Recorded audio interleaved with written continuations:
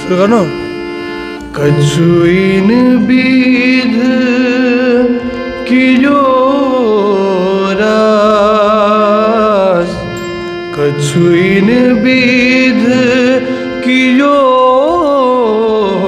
रास, खेल फिरे घर, खेल फिरे घर, खेल देखन के कारण, खेल देखन के कारण आया उम्मीद कर, आया उम्मीद कर, आया उम्मीद कर।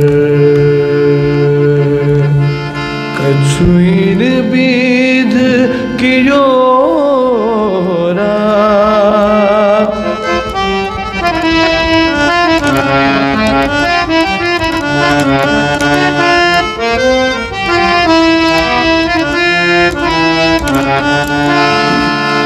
तब तीसरो रच के खेल, तब तीसरो रच के खेल, श्यामा जी आए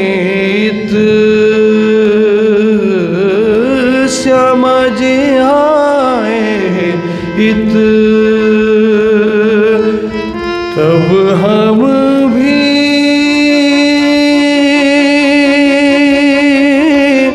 तब हम भी आए तित, तब हम भी आए तित, श्यामा जी खेले जित, श्यामा जी खेले जित, श्यामा जी खेले जित। कछुइन बीध की रास,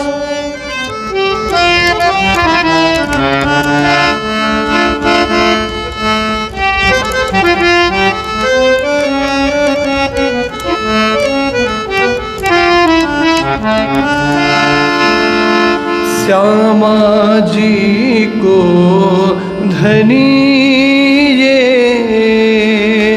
श्यामा जी को धनी ये, आवेश अपनो दियो, आवेश अपनो दियो, सब कहे के हकीकत, सब कहे के हकीकत, हुक्म ऐसा कियो, हुक्म ऐसा कियो, हुक्म ऐसा कियो। कछुइन बीध की रास,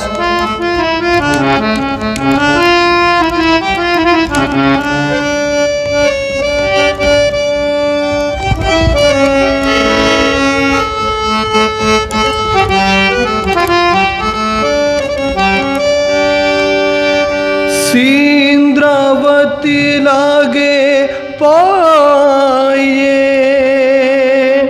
सीन्द्रावती लागे पाए,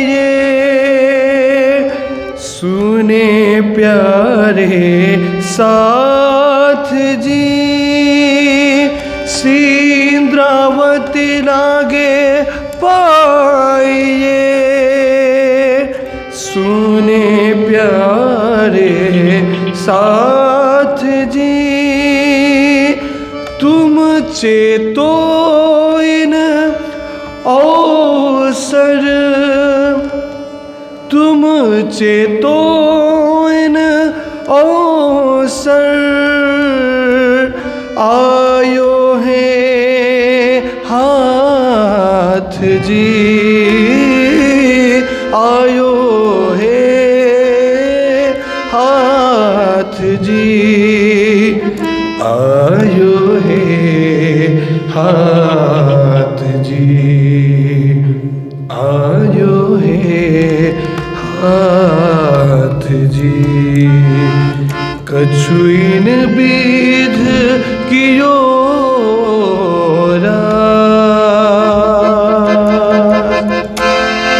कृष्ण कन्हैया लाल की जय। पर बचना भौमका सात कहे वशिष्ठे, तामे पांचमी के बल विदेही, छठी को शब्द न निकसे, तो सातवीं दृढ़ क्यों होए, तो सातवीं दृढ़ क्यों होए। बोलो कृष्ण कन्हैया लाल की, श्री निजानंद स्वामी की, श्री प्राणनाथ प्यारे की, महारानी बाईजुराज की, महाराजा छत्रसाल की, गुरुजी मंगलदास महाराज की, श्री कृष्ण प्रणामी धर्म की, तीनों पुरी धाम की, सर्व सुंदर साथ की, पार बचन कहे कौन दूजा प्रणाम। उपस्थित धर्मप्राण शिरोमणि सुंदर साथ जी, माताएं, बहनें, भाइयों, ब्रह्म ज्ञान रसधारा, ब्रह्म ज्ञान रस चर्चा, जिसको नित्य सुन करके हम अपने आहार को, विहार को, विचार को और व्यवहार को बदल रहे हैं। देखिए, सबसे पहले तो आहार शुद्धौ सत्व शुद्धि, सत्व शुद्धौ ध्रुवा स्मृति कहते हैं ना। जो लोग मंदिर आते हैं उनका आहार कितना सात्विक होता है, और जो मंदिर नहीं आते हैं उनका आहार देखिए विचित्र होता है। राजसी आहार, तामसी आहार, जो रोग बढ़ाने वाला आहार होता है। खाने में तो स्वाद आता है, पर बाद में कई तरह के रोग आ जाते हैं। इसीलिए सात्विक आहार ही निरोग आहार है, और सात्विक आहार से ही क्या है, मन भी सात्विक होता है। तभी तो हमारे शास्त्रकारों ने कहा आहार शुद्धौ सत्व शुद्धि, ऐसा कहा ना। आहार शुद्ध करने से सत्व अंतःकरण, मन शुद्ध, विचार शुद्ध। देखिए, आहार से ही सब प्रभाव होता है, क्योंकि आहार से ही तो ये शरीर का निर्माण होता है ना। शरीर में जो भी खून दौड़ रहा है, ब्लड सर्कुलेशन कहते हैं ना, वो आहार का प्रभाव है। फिर देखिए, दुनिया में वैज्ञानिकों ने क्या नहीं बनाया, बहुत कुछ बनाया वैज्ञानिकों ने। आप देखिए, बड़े बड़े यंत्र बनाए, और उपचार के लिए कैसे कैसे उन्होंने सुंदर सुंदर चीज़ें, उन्होंने मशीन उन्होंने निर्माण किए। हर एक चीज़ के उपचार के लिए, शरीर के अंदर तक देखने के लिए क्या बीमारी अंदर बैठी हुई है, उसका भी आविष्कार किया। सीटी स्कैन करते हैं तो शरीर के अंदर की, सिर के अंदर भी क्या बीमारी है, कहाँ ट्यूमर है, सब पता लग जाता है। पहले तो केवल एक्सरे मशीन से करते थे, अब तो कई कई मशीनें आ गई हैं। देखिए, डायलिसिस कराते हैं ब्लड को शुद्ध करने के लिए, जिनकी किडनी काम नहीं करती है। तो कैसी कैसी मशीनें, ऑपरेशन थिएटर में आप जा कर के देखिए कैसी कैसी मशीनें होती है, पर एक मशीन अभी तक नहीं बना पाए कि एक तरफ से अन्न फल फूल सब्जी डालो और दूसरी ओर से खून बन करके वो निकले। ऐसी मशीन का आविष्कार आज तक दुनिया में नहीं हुआ है। और वो मशीन है मानव मशीन। मुंह से आहार खाता है, अन्न खाता है, सब्जी खाता है, फलों को खाता है, रस पीता है, और शरीर में जाकर के वही खून बन जाता है।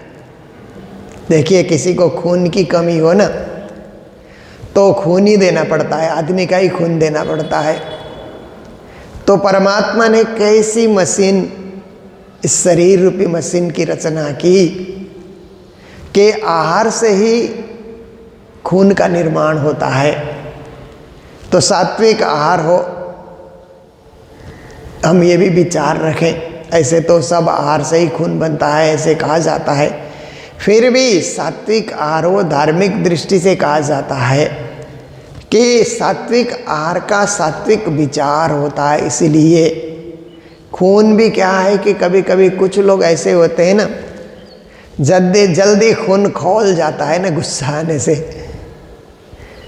एकदम से अपने बस में नहीं होते हैं कुछ कुछ लोग गुस्सा आने से इतना। पर सात्विक आहार होगा तो इतना गुस्सा नहीं आएगा। आहार शुद्धौ सत्व शुद्धि, सत्व शुद्धौ ध्रुवा स्मृति, ऐसे ही शास्त्र में नहीं लिखा है। स्मृति शक्ति भी आहार से बढ़ती है। सात्विक आहार आपने किया है तो स्मृति शक्ति, स्मरण शक्ति आज उसकी कमी हो गई ना, क्योंकि हमारे स्मरण शक्ति को मोबाइल ने खा दिया। अब किसी का फ़ोन नंबर हमको याद रहता ही नहीं है, सब मोबाइल में है, सब मोबाइल में है। जब कहीं यहाँ छूट जाए, खो जाए तो परेशान हम लोग होते हैं। अब पहले कितने सारे फ़ोन नंबर सबके दिमागों में हम याद रखते थे जब लैंडलाइन का ज़माना था। तो स्मृति शक्ति बढ़ाने के लिए भी शुद्ध आहार की ज़रूरत है।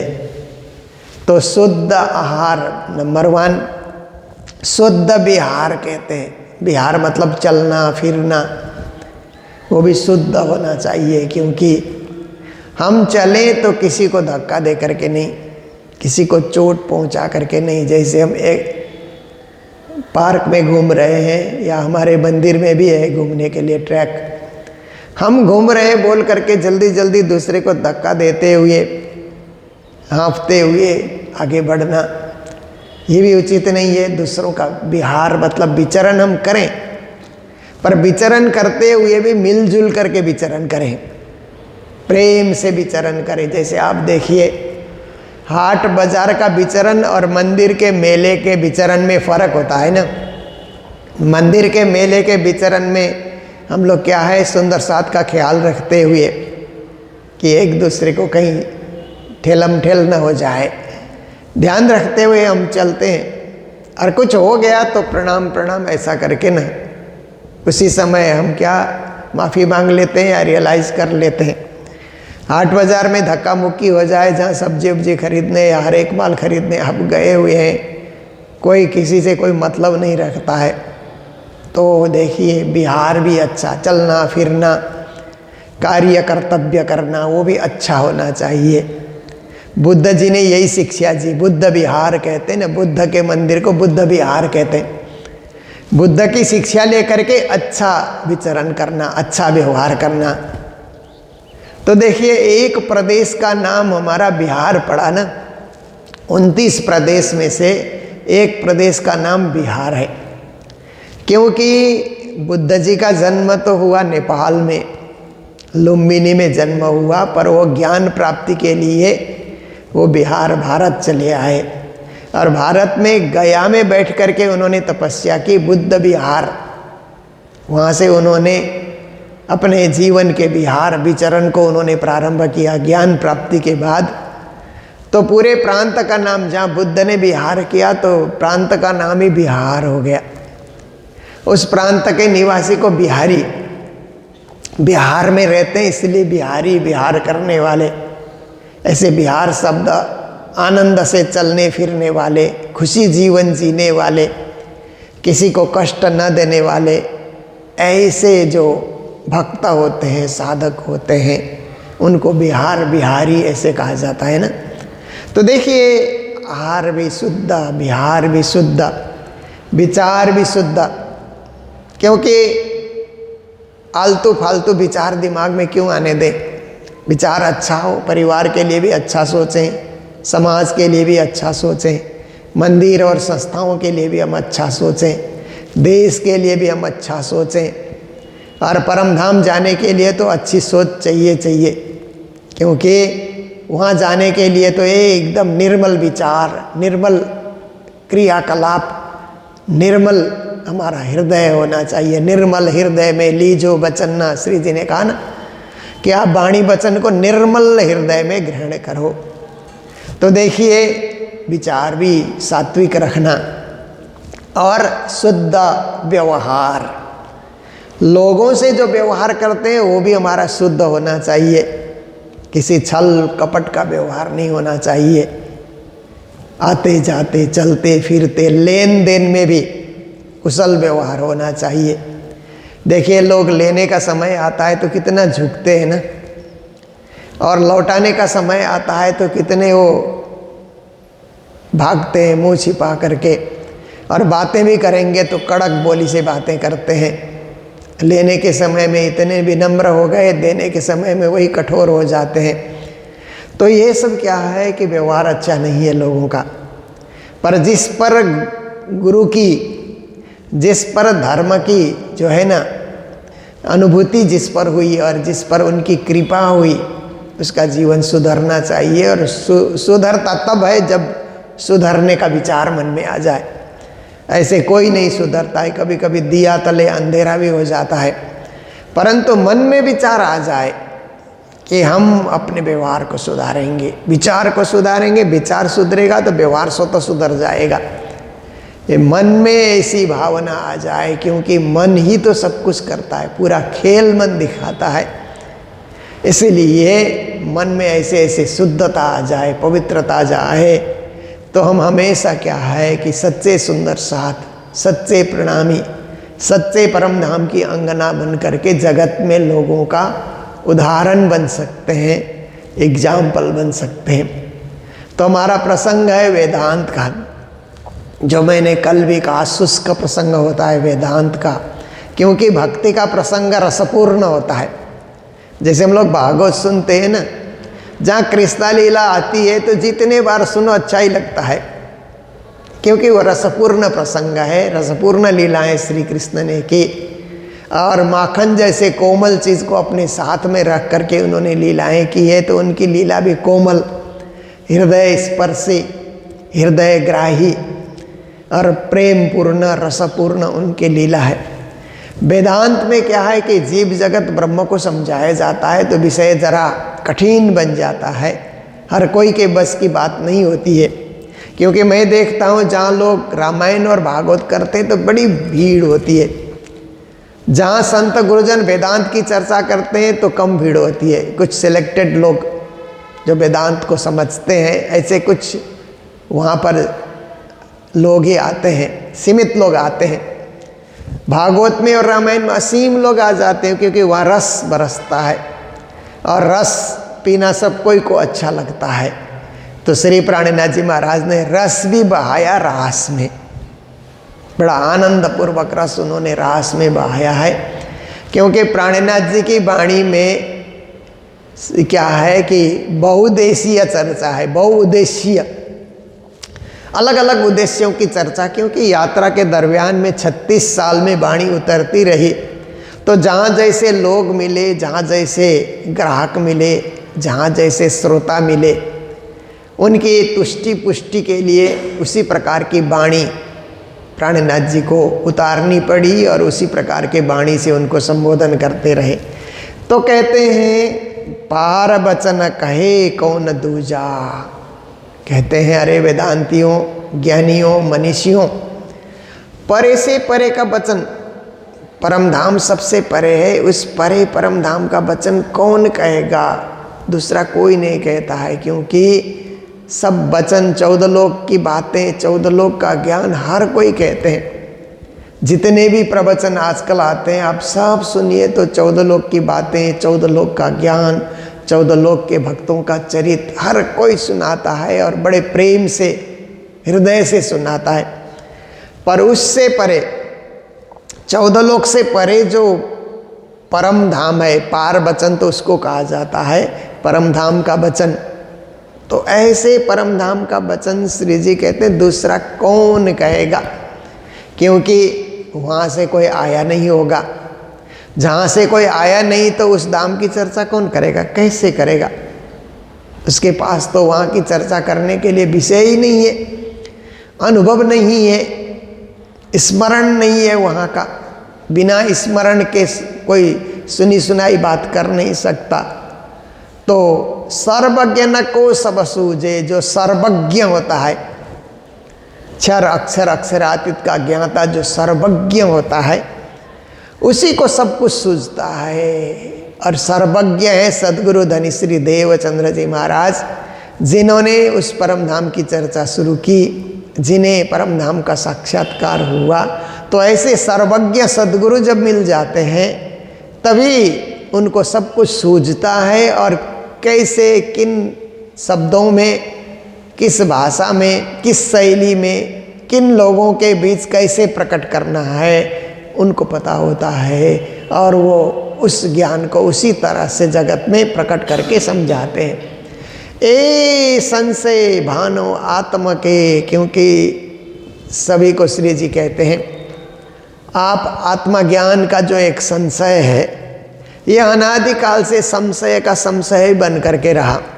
इतने शास्त्र बने, इतने पुराण बने, फिर भी आत्मज्ञान का संशय नहीं मिटा। फिर और एक शास्त्र लिखा जाता है और एक वाणी उतरती है, कभी तो इसका कोई अंत ही नहीं है। तो इसलिए अंत नहीं है कि पढ़ पढ़ करके अनुभवियों को लगता है कि अभी कुछ बाकी रहा। आत्मा के विषय में बोलने में, परमात्मा के विषय में बोलने में कुछ बचा अभी शेष है, इसीलिए हमें बोलना है।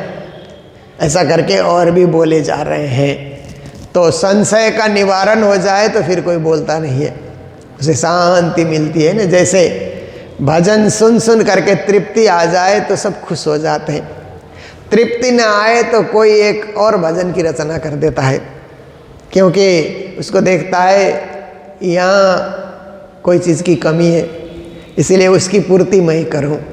तो सर्वज्ञ जब मिल जाता है तो फिर कुछ सुनने के लिए बाकी नहीं रहता, कुछ देखने और अनुभव करने के लिए भी बाकी नहीं रहता है। सर्वज्ञ को सब कुछ सूझ जाता है। तो ये संशय भाने आत्मा के संशय को भी वो निवारण कर देते हैं।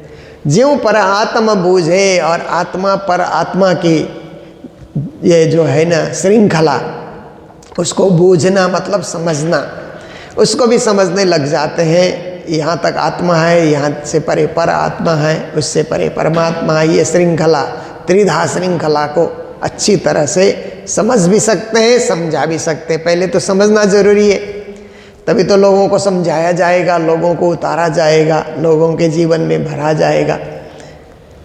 परमहंस बिना कौन कहे, इसके लिए परमहंस होना बहुत जरूरी है। त्याग से, तपस्या से, निष्ठा से, भक्ति से, भावना से, लगनशीलता से, परमात्मा में समर्पित होकर के, एकाग्र होकर के, जीवन लगा करके, आजीवन उसमें तल्लीन होकर के परमहंस बना जाता है। परमहंस एक अवस्था का नाम है।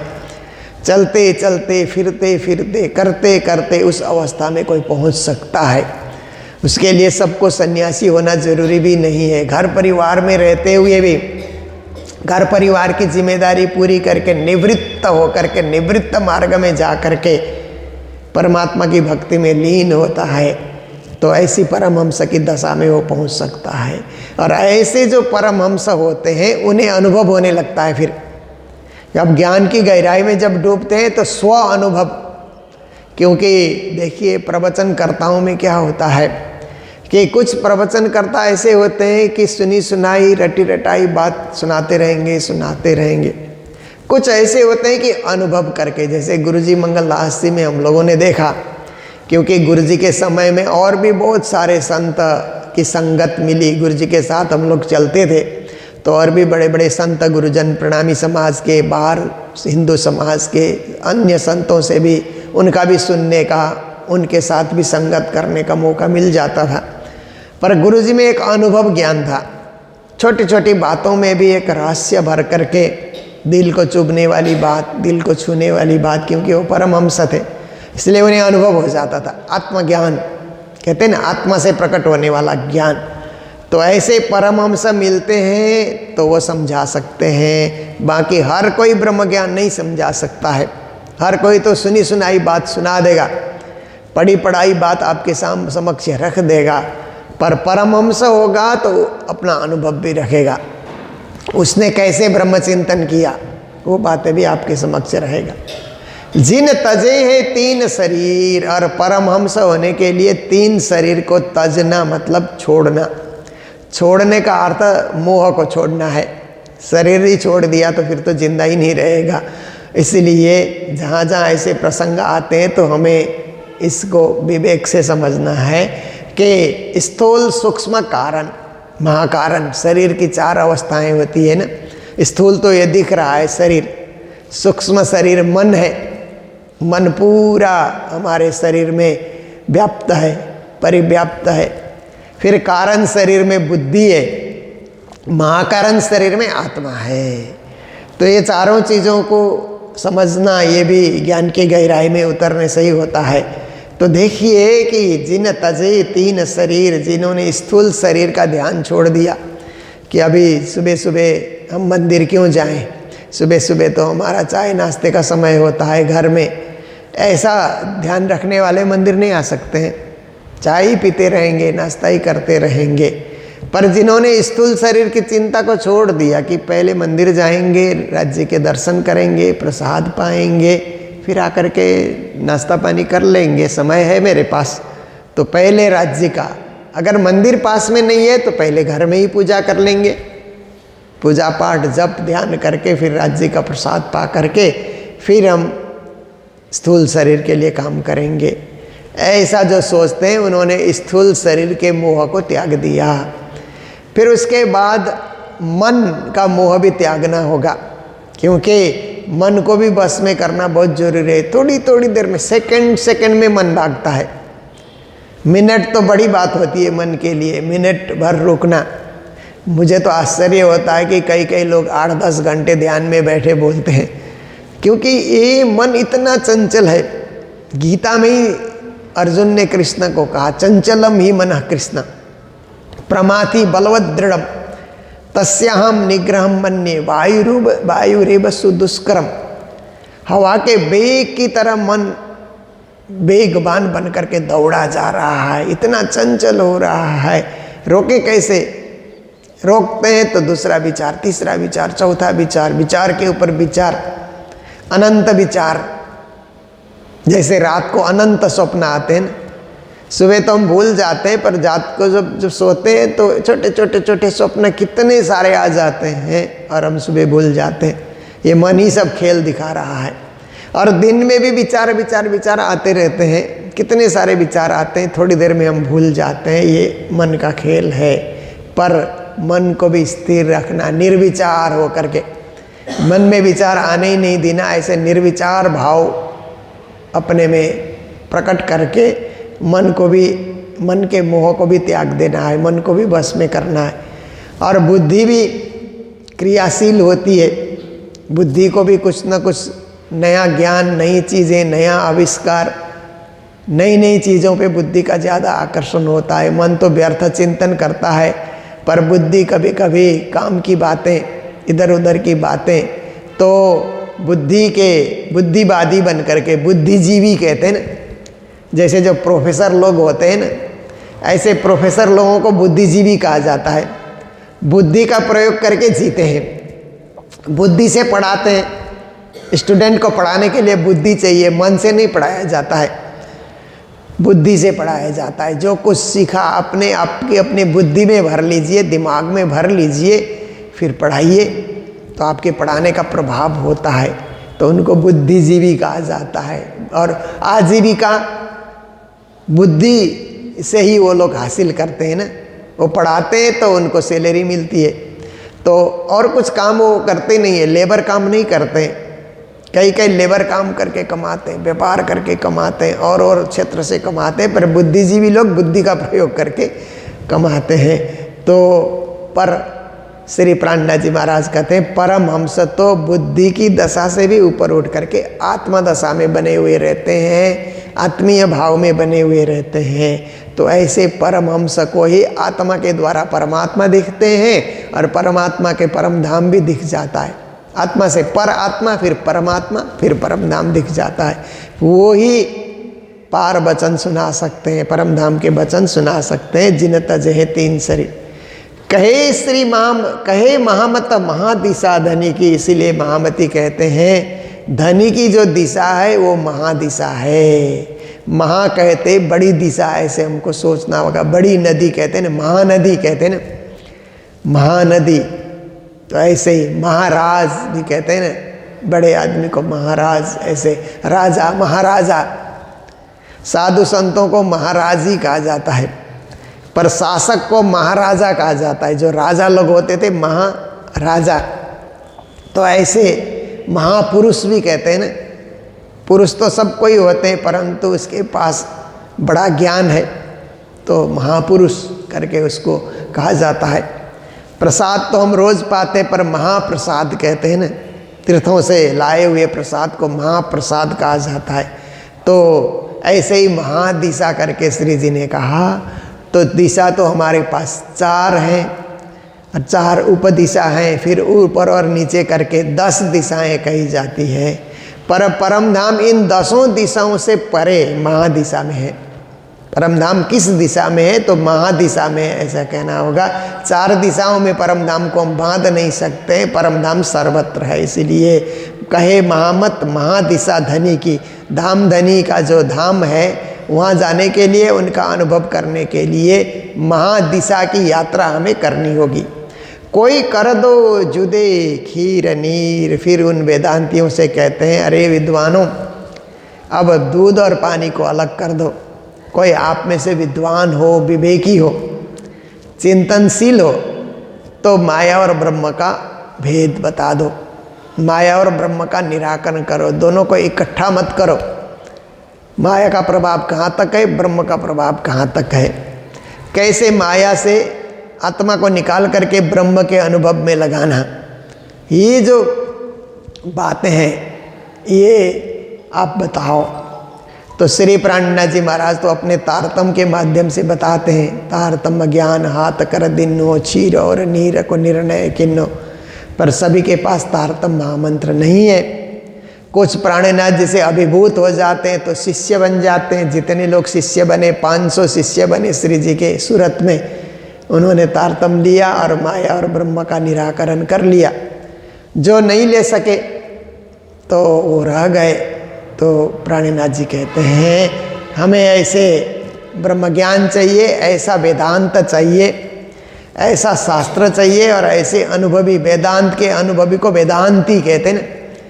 जैसे सन्यासी में भी कई कई लोग अपने नाम के पीछे वेदांती ऐसा लिखते हैं। बहुत सारे सन्यासी हम लोगों को मिलते हैं यात्रा के दरमियान में, नाम के पीछे वेदांती लिखते हैं, जो वेदांत की चर्चा करते हैं। पर असली वेदांती श्री जी की परिभाषा में वही होगा जो ब्रह्म का अनुभव करे और ब्रह्म का सही सही दिशा बता सके, और ब्रह्म प्राप्ति का साधन भी बताए, मोक्ष प्राप्ति का साधन भी बताए। वही महामत है, वही परमहंस है, और वही परम पद में पहुंचा सकता है।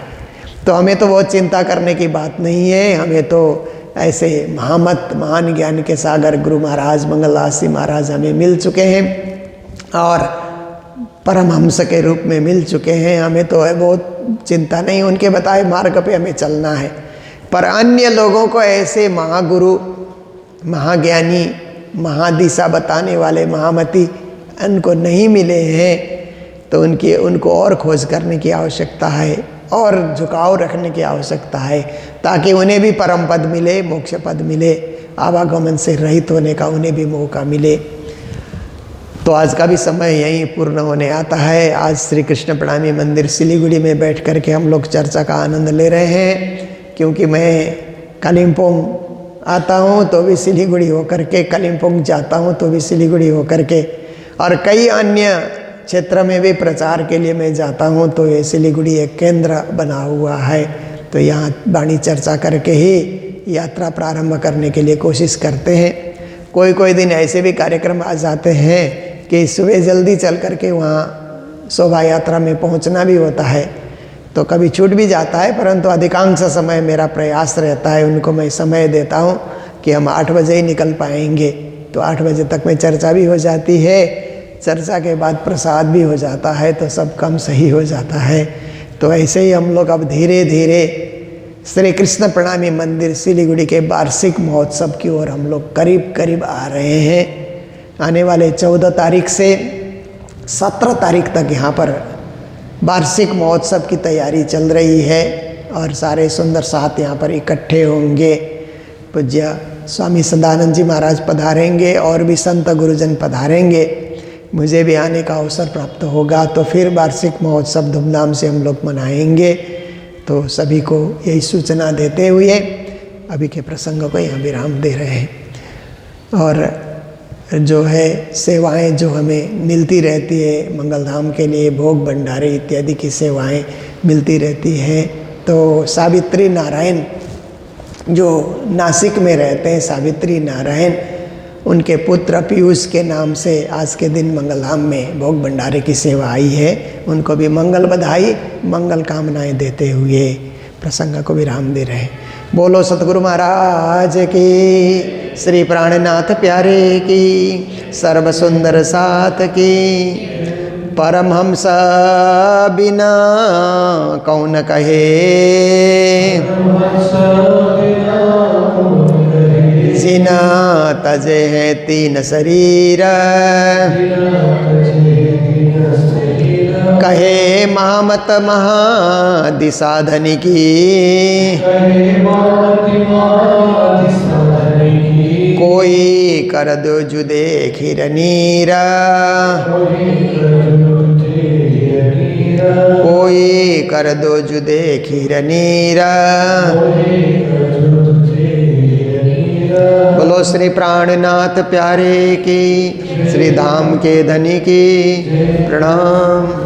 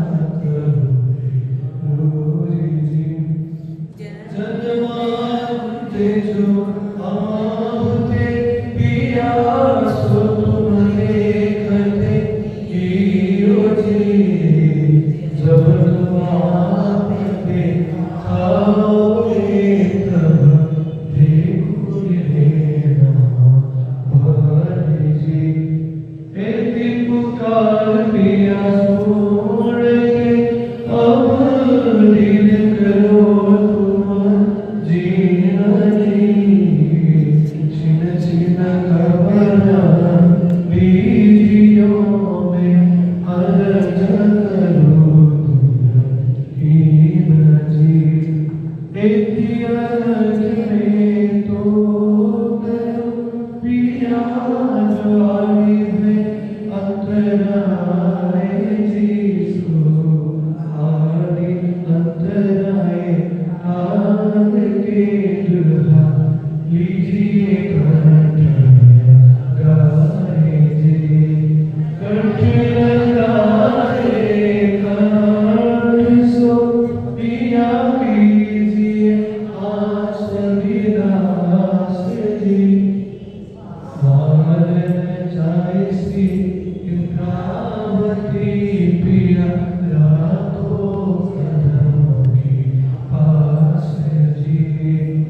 तुम दुल्हा में दुल्हन पिया और न जानो बात जी इस बसों से वाह